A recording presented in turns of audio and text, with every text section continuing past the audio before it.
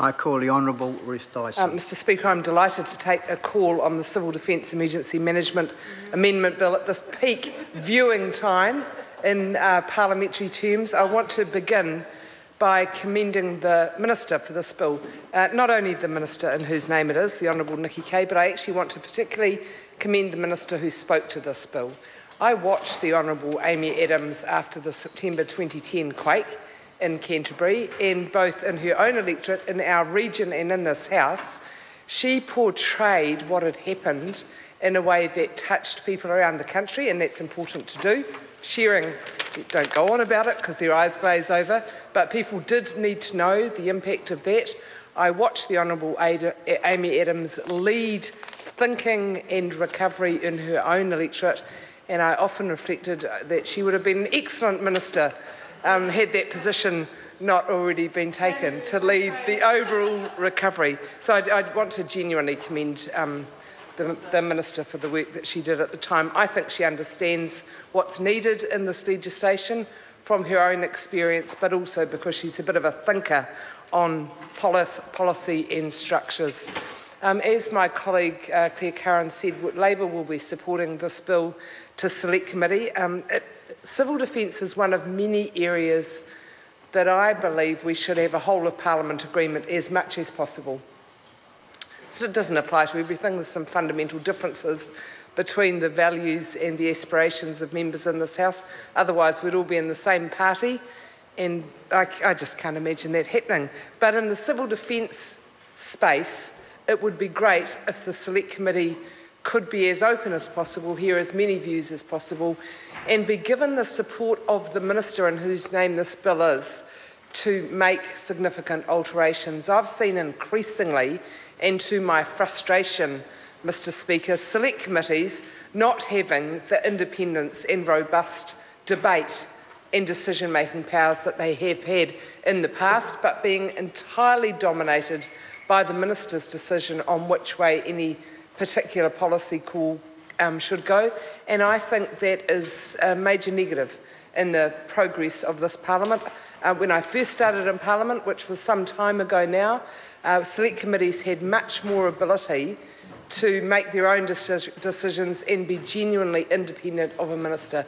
That is sadly not the case now. So I would encourage the Honourable Amy Adams to use her powers of persuasion and talk to her colleague, the Honourable Nikki Kaye, and see if she can get her to give the Select Committee a bit of independence so that we can come back with the best possible legislation, not something that's entirely driven by bureaucrats and where the decision is made by the Minister.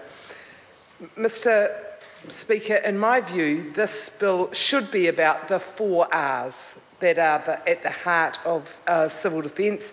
That's risk reduction, readiness, response and recovery. And that's where my first concern lies in this bill. It deals only with one of those 4 Rs, and frankly, the strength of one of the 4 is not a quarter. It's much weaker than that because it needs the entire package to make any one of the components work. So if you don't have strong risk reduction, strong readiness, a strong response, you won't have a strong recovery.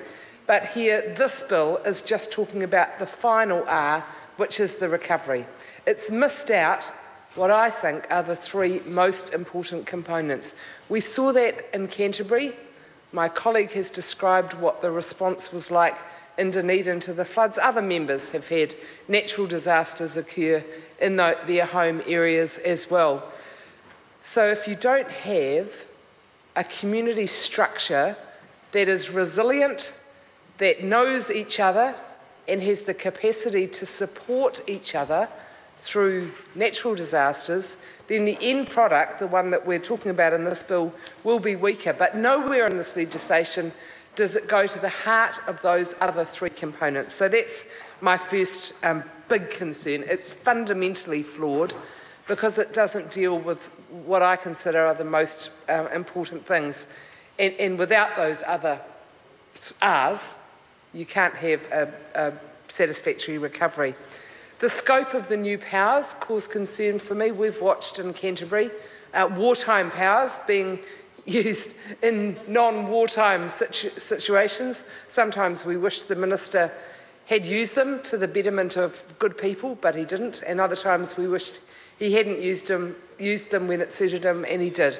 So any extraordinary powers or any powers that you'd think were outside the normal range of acceptability, we will certainly be looking at with very close scrutiny.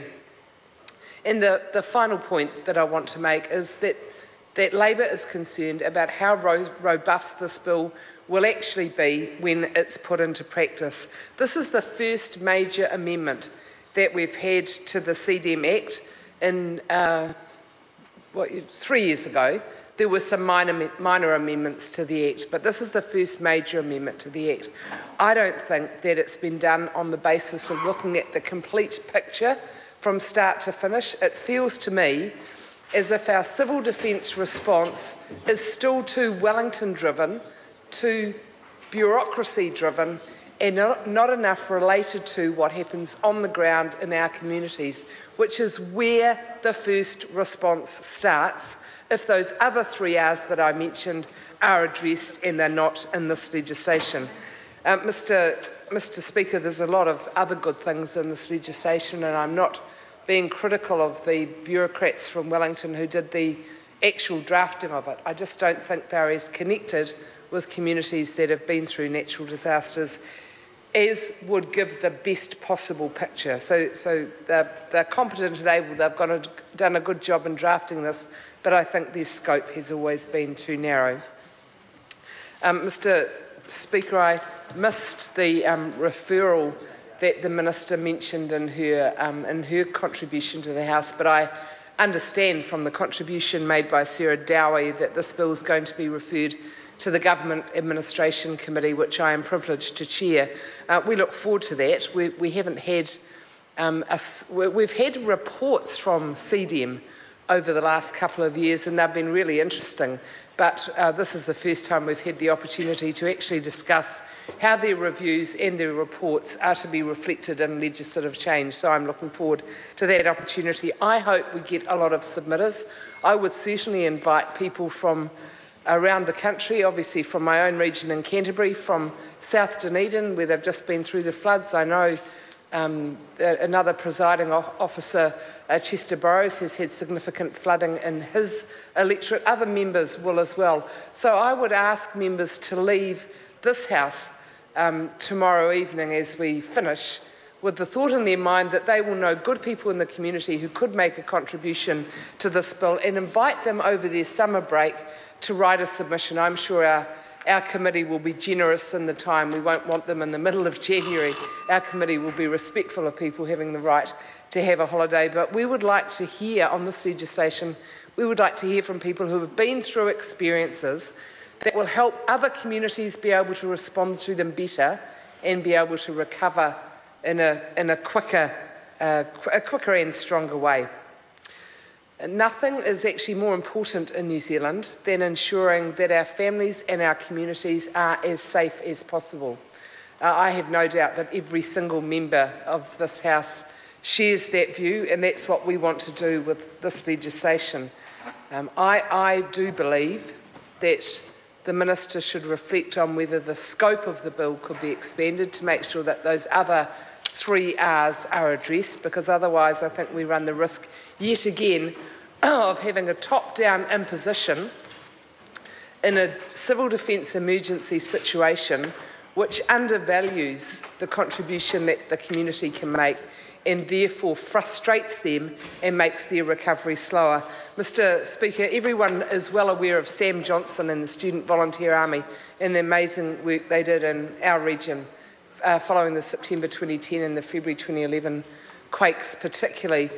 When Sam and others from the Student Association went to Civil Defence and offered to help, they were told on day one, there's no place for volunteers in this. This is an emergency. I'm sorry to interrupt the honourable member. The time has come for me to leave the chair. Members, this debate is interrupted and set down for resumption next sitting day, and the House stands adjourned until 2 p.m. tomorrow. Good evening.